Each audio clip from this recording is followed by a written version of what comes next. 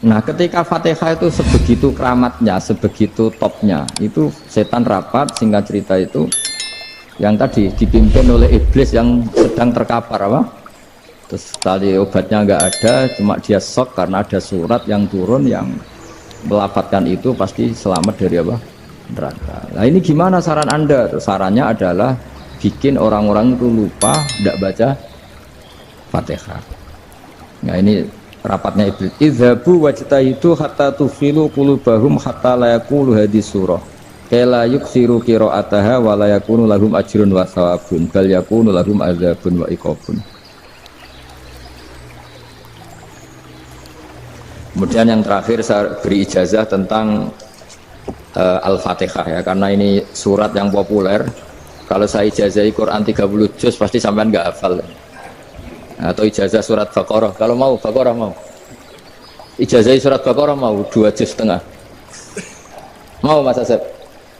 Ya Fatihah aja yang gampang ya. Nah, ya kulhu Fatihah ini paket ringan ini. Tapi pahalanya apa? Besar. Ini beda ya, artinya selama ini mungkin Anda baca tapi monoton ya. Tapi ini saya bacakan teks aslinya tentang istilahnya itu mazaya itu kelebihannya Fatihah.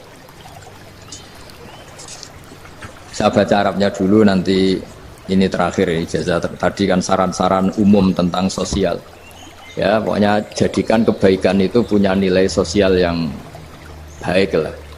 Jadi nanti orang yang nggak amanah nggak laku ya, calon bupati, gubernur, presiden yang nggak amanah juga nggak laku. Begitu juga kiai yang tidak amanah juga nggak laku, suami yang nggak amanah juga nggak laku, istri yang nggak amanah juga. Sehingga kebaikan itu jadi nilai sosial yang dalam tanda kutip sudah keniscayaan. Yang diinginkan Allah itu seperti itu, bukan kebaikan yang dipaksakan karena kekuatan negara. Maksudnya kalau bisa kebaikan itu tidak usah dipaksakan. Memang satu apa ya, sudah satu kebutuhan. Kayak cerita-cerita di negara maju itu, bahkan apapun jatuh itu nggak ada yang ngambil apa. Itu. Makanya gambarannya Mekah Medina kan gitu kan. Barang jatuh nggak ada yang berani apa ngambil, itu saking sudah jadi sistem. Sehingga banyak negara di Eropa itu yang sampai nggak punya tentara, nggak punya polisi karena kebaikan sudah. Nah kita kan masih capek, polisinya aja capek apalagi masyarakatnya, karena ya apa ya, kebaikan itu belum jadi nilai apa bersama. Nah kita selain ditopang negara, ada polisi, ada tentara, itu kita usahakan kebaikan itu jadi nilai apa bersama. Tadi wa tamiru bainakum bima'ruf. Dan kita punya reputasi yang bagus dalam bab ini. Saya masih ingat kecil saya itu yang jilbaban hanya keluarga kiai. Sekarang rata-rata masyarakat itu jilbaban. Dulu yang sekolah SMP, SMA itu jilbaban kadang dulu malah dilarang ya, harus sama seperti itu seragamnya. Sekarang sudah boleh. Dan nyaman. Lama-lama yang dapat simpatik ya yang pakai pakaian model tertutup seperti itu. Lama-lama gamane cara wong golek mantu ya golek yang seperti itu daripada yang blodor. Lama-lama jadi nilai bersama. Ya ingin saya seperti itulah. Di terminal juga sama. Orang mau makan cari warung yang kelihatan ada ayat kursinya, pakai jilbab, atau paling enggak dia nggak mungkin lah nyuguhkan yang tiren atau yang haram. Akan ada garansi sosial. Ada apa? Ada garansi apa? Sosial. Dengan penampilan yang soleh itu kan, masa iya nyuguhkan oplosan babi itu misalnya itu. Jadi nilai sosial itu harus ya tadi harus benar-benar jadi nilai, sehingga negara biar gak capek-capek itu. Polisi juga gak capek kan, karena tugasnya corong Jawa mau ngawat-ngawati tok, tapi sudah tidak perlu tegang karena kebaikan sudah jadi nilai apa bersama. Ya, ingat-ingat ya ayatnya tadi, wa tamiru bainakum bima'ruf. Jadi kebaikan itu harus jadi nilai bersama. Iktimar itu menjadi urusan bersama. Makanya kalau kita rapat besar disebut apa? Muktamar. Muktamar itu urusan bersama. Tadi imamnya sholat juga menopang Gojek karena nggak lama-lama nopang Grab, nopang Kernet, nopang penjaga Indomaret, penjaga bensin, pom bensin. Nah dia hanya punya waktu 5 menit terus imamnya baca Baqarah kan. Iya imamnya mursyid, mungkin dia tambah lama tambah dapat aplaus dari muhibbinnya, tapi makmumnya Dia tambah lama tambah dapat penghormatan dari pecintanya, tapi kitanya wah khusyuk wali kan, dia dapat status naik lah. Kita yang sudah tidak ikut jadi wali diganggu apa pekerjaannya. Kalau ada imam seperti itu sampai mufarokoh saja, niat ya Allah sampai sini saja, saya makmum orang itu, silakan orang itu punya urusan sendiri dengan jenengan, ya sudah, atau salib saja apa. Ya, itu boleh. Kalau dalam fikih namanya apa, mufarokoh. Mufarokoh itu niat, tapi kamu jangan langsung selonong mufarokoh, niat dulu pamit sama Allah bahwa sekarang mau mufarokoh. Ya, tapi ya jadi sholat yang aneh kan, imamnya masih rukuk, kamu terus sujud, terus apa-apa selesai ya. Mungkin dalam pandangan itu orang lain ini maksudnya makmum gimana ini kok begini. Tapi sudahlah, Allah Maha tahu. Insya Allah dimaklumi. Ya saya baca tentang Fatihah ya, karena sampean pasti sering baca Fatihah. Supaya apa sekaligus jadi jimat lah gitu. Jadi kalau kamu sering di jalan-jalan yang mungkin sepi, atau mungkin kan tidak semua teman Grab itu nasibnya bagus yang di Semarang Jogja. Mungkin yang di Kalimantan, di Papua kan ada yang 10 kilo gak ketemu rumah, ya kan? Ya lihat di TV-TV itu kan kasihan kan, sudah 10 kilo gak ketemu rumah, penumpangnya kewekar preman tuh kan, ini makan orang enggak kan udah. Kan ujiannya dua, kalau penumpangnya cantik itu ya kecoba syahwat, kalau preman takut. Jadi orang itu selalu ujian itu. Sing sedengan itu kan jarang orang itu. Jadi kalau penumpangnya perempuan cantik ujiannya itu syahwat, kalau preman ujiannya ketakutan. Kalau orang yang lemah bawa uang ujiannya kamu ingin garong. Jadi hidup itu memang semuanya ujian. Liyabluwakum ayyukum ahsanu amala. Makanya saya sering ditanya oleh teman-teman, Gus, nah ujiannya kenal wong wedok elek piye? Sama. Kenal wong ayu ujiannya syahwat, kenal wong elek ujiannya ngenyek, itu sama-sama dosa. Syahwat ya dosa, ngenyek juga dosa. Welek keriting untune metu ya dosa, ngomong gitu. Kadang-kadang orang berpikir enak kancanan wong elek gak dosa. Kata siapa? Kancanan wong elek itu ya dosa, karena bawaannya ngenyek. Ngenyek itu menyepelekan itu. Makanya saya itu ya nggak mau berteman sampean. Nanti kan bawaannya ngenyek atau seneng ya tidak tahu. Ya sudah, ada takdir saja, kalau ketemu ya tak ulang ngaji gitu. Tapi ini ngaji terakhir, setelah ini ngaji biasa aja, tidak usah resmi gini. Ngaji kok resmi aneh. Pokoknya nanti suatu saat kalau pandemi sudah berlalu, saya akan ngaji Rebone. Lalu ini ngaji. Ini ngaji yang kurang bagus karena ngatur kiai kurang berkah ini. Nanti tapi ya lumayan lah, masih mau ngaji. Ngaji kok tanggal ini, jam ini. Sekarang suatu saat kamu tak panggil, Mas Wahyu datang ke sini jam ini, tidak mesti bisa. Mungkin pas ada acara apa, maaf ke sini pas ngecek, pas apa. Jadi ya sudah, tapi tak maafkan, enggak apa-apa.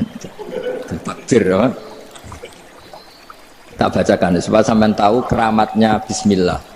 Nah, sebelum saya bacakan bismillah Fatihah, tak beritahu tentang ilmu tafsirnya karena ini penting sekali. Fatihah itu dawuhnya Allah, tentu itu dawuhnya Allah. Saya ulang lagi, itu kalamullah. Tapi yang sudah diberikan kesampaian ke kita semua. Sehingga seakan-akan itu menjadi dawuhnya kita ke Allah. Jangan salah loh ya. Fatihah itu dawuh Allah tapi sudah diberikan ke kita. Sehingga posisi kita itu yang punya itu. Nah, kenapa ini perlu dijelaskan? Karena nanti ada kalimat iyyaka na'budu wa iyyaka nasta'in. Kalau itu masih kalam Allah, berarti Allah ngomong ke kamu, ngendikan ke kamu, kepadamu aku menyembah. Masa Allah menyembah kamu? Nah, sehingga ilmu tafsir itu menyelesaikan itu dulu ya. Saya ulang lagi ya, sebelum sampean sering baca Fatihah, aku yakin ya sering baca. Tapi barokahnya tidak paham itu tidak pernah janggal. Enggak paham itu ya penting supaya tidak iskal, tidak janggal. Sebetulnya di kalimat itu ada yang janggal. Kalau Fatihah itu kalimatnya Allah atau kalam Allah, bagaimana dengan kata-kata iyyaka na'budu? Masa Allah ngendikan ke kita, kepadamu kami menyembah? Masa Allah menyembah kita? Maka penyelesaiannya secara ilmu tafsir gimana? Semua ulama mengatakan, bukan satu dua, semuanya mengatakan di Fatihah itu semuanya diberi kawalan kalimat. Saya ulang lagi ya, di Fatihah itu semuanya diberi awalan kalimat qulu, katakan wahai hambaku begini. Ya, katakan wahai hambaku begini. Nah, begini ini pelajaran dari Allah yang sudah diberikan ke kita. Terus kita mengatakan bismillahirrahmanirrahim, alhamdulillahirabbil, termasuk kita mengatakan iyyaka na'budu wa iyyaka nasta'in. Jangan bayangkan Allah ngendikan ke kita. Kalau Allah ngendikan kita berarti gini, hei wahyu ihdinas siratal mustaqim, tunjukkan saya jalan yang benar. Nah nanti kamu terus, ya Allah, Anda aja minta tolong saya minta tolong siapa kan, jadi panjang kan. Ya saya ulang lagi ya, jadi itu di ulumul Quran diterangkan gimana sebelum baca Fatihah ya. Fatihah itu kalamullah, ngendikane Allah, tapi yang sudah diajarkan ke kita dan sudah milik kita, sehingga kalimat itu menjadi milik kita. Tapi ya kalamullah, tetap kalamullah, tapi sudah menjadi milik kita. Udah paham ya? Ya pinter nah. Ya, karena kalau tanpa penjelasan seperti ini Anda akan iskal. Bagaimana Allah, iskal itu janggal, bagaimana Allah mengatakan iya anak butuh. Kan jadi aneh ya? Ya, jadi tak jelaskan secara ilmiah ya. Jadi kata ulama-ulama tafsir, ayat-ayat Quran seperti ini sebetulnya dimulai dari kulu apa? Meskipun nggak dilafatkan. Itu kan sama dengan kul huwallahu ahad Muhammad, katakan kalau Tuhan itu satu. Ya namanya Quran itu kan kalam Allah, membina nabinya, membina umatnya. Makanya dikatakan atau enggak, di sini tersembunyi kata kulu, katakan. Ya. Jadi ya ibarat apa itu? Kamu ngajari anak kamu lah. Le, panggil jenengan bapak kulo. Itu maksudnya anak itu, kalimat itu kalimat kamu, tapi kamu ajarkan ke anak kamu. Terus anak kamu bilang, Pak jenengan bapak kulo. Nah, ketika kamu mengatakan jenengan, bukan kamu mengatakan jenengan anakku, berarti anakmu itu bapakmu, kan lucu kan? Anak kamu ajari jenengan bapak kulo, kamu engkau bapak saya. Terus anak kamu mengulang jenengan atau kamu bapak saya. Berarti itu kalimat yang kamu ajarkan, tapi sekarang sudah milik anak kamu. Kalau itu kalimat kamu kan lucu, masa anak kamu bilang bapak. Nah itu seperti itu. Jadi ulama memberi solusi atau jawaban iya karena abudu. Iya itu sebelumnya ada kata-kata kulu, katakan wahai hambaku, hubungan kamu dengan saya adalah katakan iya karena abudu wa iya karena nasta'in. Terus hubungan kamu dengan saya katakan juga dalam doamu ihdinas siratal mustaqim. Jelas ya, jadi itu kalam Allah yang sudah milik kita karena diajarkan Allah untuk kita. Dong ya? Ya dong, gak jelas ya. Tapi bagus, gak jelas itu bagus. Kalau kamu jelas gak jadi digrab, jadi gubernur. Min azimi fadliha kasratu asma'iha fadail ukhra. Ini cerita dramatisnya surat Al-Fatihah. Qala Abu Hurairah radhiyallahu anhu inna iblisa ranna khina unsitat Al-Fatihah. Jadi iblis itu begitu kesakitan. Ini kitab Abwaabul Farad karangannya Syekh Muhammad Alawi, juga kutipan dari beberapa kitab. Yang jelas beliau sendiri juga ngutip dari beberapa riwayat di beberapa hadis. Halaman 123. Ketika Fatihah turun itu iblis kesakitan. Kayak orang sakit gigi lah, tersiksa sisanya karena turunnya surat apa? Al-Fatihah. Artinya kalau Anda baca Fatihah dijiwai, maka Anda melemahkan setan, melemahkan iblis. Wa qala Mujahid, khina unzilat Fatihatul kitab ronna fastama indahu asyayatin. Jadi ketika Fatihah itu turun, iblis itu terkapar lah kira-kira. Sampai dijenguk banyak setan. Jadi kemana di ICU lah kira-kira gitu kalau sekarang itu. Entah Covid entah enggak tahu, pokoknya di ICU sampai dijenguk banyak setan. Enggak tahu bawa apa enggak tahu, pokoknya dijenguk banyak setan. Ono yang nyangoni karena ini apa? Ketuanya apa? Pingsan, sakit. Di iblis itu sakit sampai dijenguk anak buahnya setan-setan. Ya semoga kalian semua tidak kenal setan. Kalau kenal berarti teman apa? Wa qalu misla dzalik. Wa qala lahum laisa mimma taquluna syai'un walakin unzilat suratun laisa ajruqa ilya illa an harramahu alaihi nar jahannam. Saya ini bukan sakit fisik kata iblis. Kamu tidak usah jenguk saya, datangkan dokter terbaik, tidak usah. Saya ini tidak sakit fisik. Saya ini sakit karena ada surat yang diturunkan, yang pahala yang melafatkan surat itu pasti selamat dari neraka. Padahal misi terbesar saya ini supaya manusia masuk neraka. Sekarang punya tamengnya. Wah pusing kan? Ya seperti orang lah, goda sampean ternyata sampean setia, itu kan pusing. Nah ternyata tidak setia, itu yang akhirnya ribet kan itu. Jadi iblis itu cita-cita terbesarnya kan semua orang itu masuk neraka. Nah sekarang turun satu surat yang gara-gara surat itu siapapun yang baca dijamin selamat dari neraka. Jadi walakin unzilat suratun laisa ajru qailiha illa an harramallahu alaihi nar jahannam. Karena jadi dia shock lah itu, kalau orang di Jawa itu bilang shock. Aduh sial nasib saya ini umat nggak bisa saya goda lagi karena punya tamengnya tadi. Qad tolakai dukum makrukum, rekayasa kalian sekarang itu tidak ada gunanya semua. Nah, ini alhamdulillah di Indonesia kelihatan kan banyak yang miskin, banyak yang susah. Tapi selagi mereka masih sholat, itu keinginan mencari halal itu masih tinggi. Kayak apa kita di tengah kota, jauh dari anak istri, jauh dari tetangga. Biasanya kalau orang jauh dari anak istri, tetangga kan sakar pede. Tapi yang soleh masih banyak, sudah jauh dari keluarga tetap lurus. Loh, kalau yang dekat lurus kan wajar, konangan wong akeh kan. Ini sudah jauh masih lurus. Nah ini nggak lepas dari barokahnya surat apa? Surat Fatihah. Jadi karena ada surat yang menjamin pelafalnya atau qailiha terbebas dari api neraka. Wa qalat as-sayatinu lahu is ayyusa'in ta'muruna ya maulana. Faqala lahum idhabu wajtahidu hatta tukhfilu qulubahum hatta la yaqulu hadhihi surah. Lalu kita gimana? Jari para setan begitu. Lalu kita gimana? Terus kata iblis, sudah bikin mereka lupa sehingga tidak baca lagi. Selagi masih baca kita pasti keok. Jadi kalau sampean sudah jarang baca Fatihah itu berarti sudah bagian dari kemenangan apa? Iblis. Jadi kalau sampean sudah jarang baca Fatihah itu berarti bagian dari kekalahan Anda, kemenangan iblis. Masih sering baca? Berapa kali? Terus apa lagi?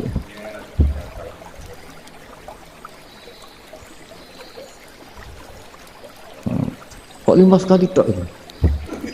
Berarti pas sholat fardu tok.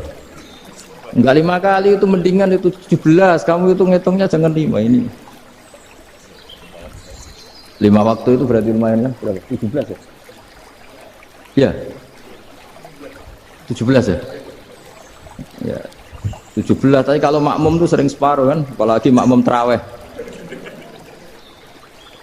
Ya kan? Makmum tarawih itu bacanya Fatihah ada yang sempurna enggak ya? Ya enggak lah. Baru alhamdulillah rabbil alamin mampu ruko ikut ruko gitu. Makmum kan yang tarawih loh Mas. Kalau tarawih jarang sempurna ya. Fatihahnya itu.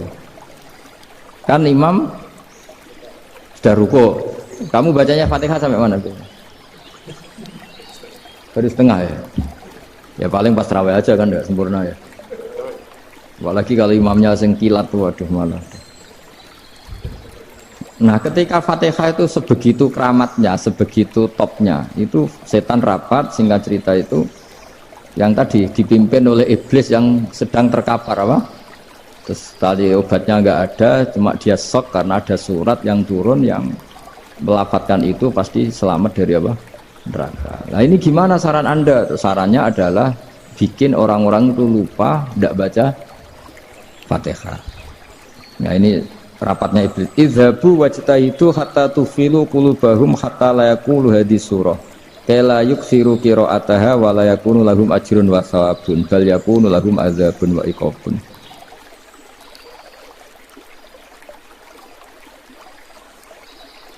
Jadi saya mohon selama ini Anda sudah baca, tapi mungkin hanya rutin saja. Napa rutin saja? Jadi barokahnya ngaji ini kamu punya kekuatan atau punya semangat membaca karena ini surat yang luar biasa. Ibarat gini, kalau sampean tanya, saya juga sering mikir, masa Gus hanya surat kok punya kekuatan seperti itu? Di dunia ini kata Allah, mulai Nabi Adam sampai kiamat, nggak ada yang bisa menandingi kekuatan kalimah. Kalimah itu kata-kata, nggak ada yang bisa menandingi kata-kata. Misalnya Anda nge-grab berangkat, istri cuek, berangkat cuek, itu beda dengan ketika meskipun satu kalimat, Pak muga-muga dilindungi pangeran, mungkin jenengan selamat, itu menjadi teduh dan semangatnya luar biasa karena kayak mendapat support. Jadi kira-kira kalimat itu hubungannya kita dengan Allah. Fatihah itu seperti itu, kamu melafadzkan satu kata-kata yang dibenarkan langit bumi, dibenarkan aras, dibenarkan malaikat, dibenarkan semua penghuni di dunia ini. Sehingga tuh efeknya luar biasa. Itu seperti gini ya, kamu cerai sama istri, terus nikah lagi katut babon. 10 tahun anak kamu dididik, ibunya benci kamu. Dan memang Anda layak dibenci. Dididik. Dan sampai nggak pernah manggil kamu Pak. Suatu saat, kamu tentu rindu kan, ingin dipanggil Bapak oleh anak kamu. Suatu saat anak ini manggil kamu Pak E. Wah, itu senengnya bukan main. Hanya sebuah kata-kata. Makanya kadang-kadang orang itu tanya sama kiai, ijazah lafadz ini gunanya apa sih? Itu ijazah-ijazah itu untean kata-kata, yang kata-kata ini dibenarkan langit dan bumi dan aras dan para malaikat, sehingga efeknya itu luar. Nah ibarat seperti itulah, kamu melafadzkan Fatihah itu melafadzkan kata-kata yang dibenarkan Allah dan Rasul dan semua malaikat, semua penghuni langit, maka ini efeknya pasti luar. Nah di sini lah orang-orang dulu itu tahu keramatnya itu, sehingga ketika melawan Belanda, melawan Jepang dulu itu kalimat-kalimat itu menjadi mantra yang luar biasa. Doa lah, doa yang luar biasa. Tapi di era modern karena orang sudah tidak ngerti itu, dianggap itu mantra, jimat, khurafat, bid'ah, waduh ribet menemal. Sebetulnya tidak seperti itu. Memang kata-kata ini kekuatannya luar biasa. Sama kesakitan hati kamu juga karena itu. Ngojek wangilan.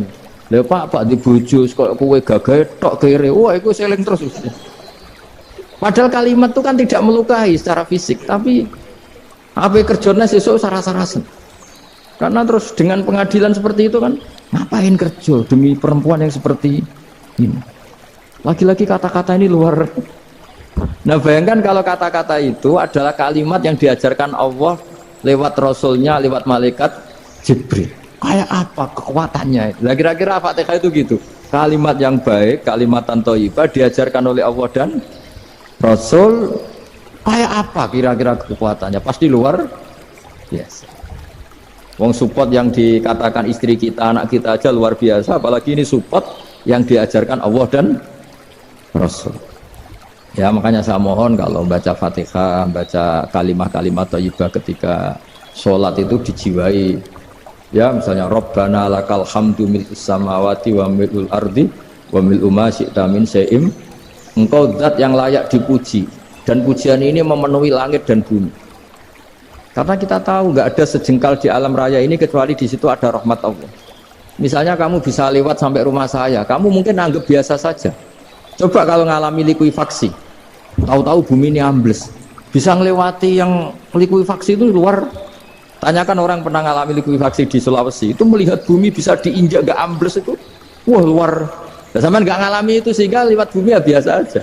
Coba kalau ngalami seperti tidur, ya biasa aja. Coba kalau ada gempa, bahwa bumi tenang ini sudah nikmat yang luar biasa. Masa kamu ngakui nikmat nunggu digituin? Ya kan? Nah, makanya baca Fatihah dijiwai lah, bahwa ini kalimat yang luar biasa. Nah, saya teruskan. Warwa Muslimun fi sahihihi an Ibnu Abbas radhiyallahu anhuma annahu qala bainama Jibril alaihi salam qaidun dan Nabi itsami anaqidan min fawqi farafa'a ra'sahu faqala hadza babun minas sama futihal yawma lam yuftah qaddu ilal yaum fanazala minhu malakun faqala hadza malakun nazala ilal ardi wa lam yanzil qaddu ilal yauma fasallim faqal absyir binuraini qad uti tahuma lam yu'tahuma nabiyyun qablak Fatihatul kitab wa khawatimu suratil Baqarah. Jadi suatu saat Jibril ini jagongan kira-kira gitu sama Rasulullah. Tahu-tahu langit itu gemuruh. Langit gemuruh kata Jibril, terus semuanya ngangkat kepala ke langit. Ini pintu langit baru ini dibuka, yang sebelumnya tidak pernah dibuka seperti ini. Turunlah malaikat, yang malaikat ini pun malaikat spesial, yang nggak malaikat murahan lah kira-kira gitu, yang nggak pernah turun ke bumi kecuali juga saat itu.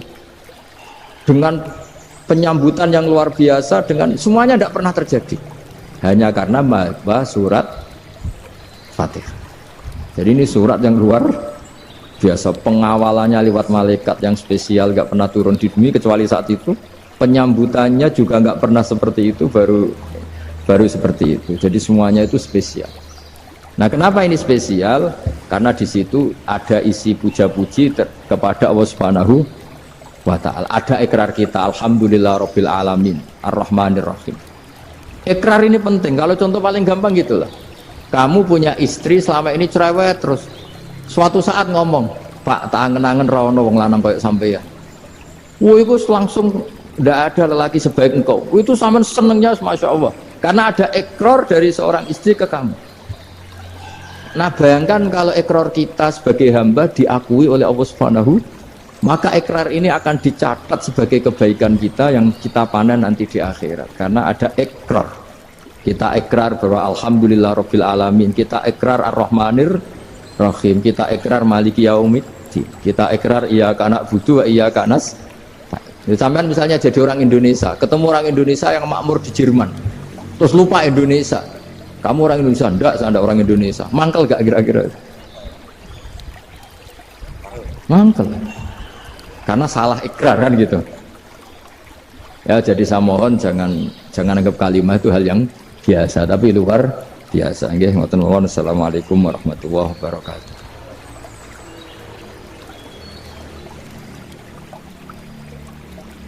Saya berkali-kali kampanye di mana-mana lah, kampanye dan menganjurkan. Di antara catatan dalam Suhufi Ibrahim wa Musa kan ada kan di Quran itu yang dinamakan lampiran-lampiran wasiatnya Nabi Ibrahim dan Nabi apa? Musa. Itu di antara catatannya begini. Orang yang punya akal itu adalah orang yang bisa menikmati sesuatu yang baik. Misalnya gini, contoh gampang gini. Kamu punya anak pertama atau punya anak yang masih kecil, itu gendong tuh senangnya bukan main, melihat anak sehat tuh senangnya bukan main. Mungkin saat itu banyak orang yang sedang maksiat dengan perempuan nakal atau dengan teman-teman nakalnya yang nganggap seperti itu tidak nikmat. Tapi andaikan ini ditimbang ya ditimbang, yang maksiat tulan misalnya paling ukuran bahagianya itu 70%. Tapi yang ini, yang nimang anak baru lahir atau masih kecil, corong Jawa ngeloni anak, bisa saja bahagianya itu sampai 100%. Artinya selama ini kesalahan kita adalah nganggap maksiat itu pasti menyenangkan dan taat itu tidak menyenangkan. Makanya saya berkali-kali fatwa, untuk melawan kenikmatan maksiat, orang harus terbiasa menikmati taat, menikmati kebaikan. Jangan kira kita nimang istri nikmat, nimang anak nikmat, ketemu teman yang lama tidak ketemu juga nikmat. Artinya kita akan melewati berjam-jam untuk jagungan sama teman, sama anak, sama istri.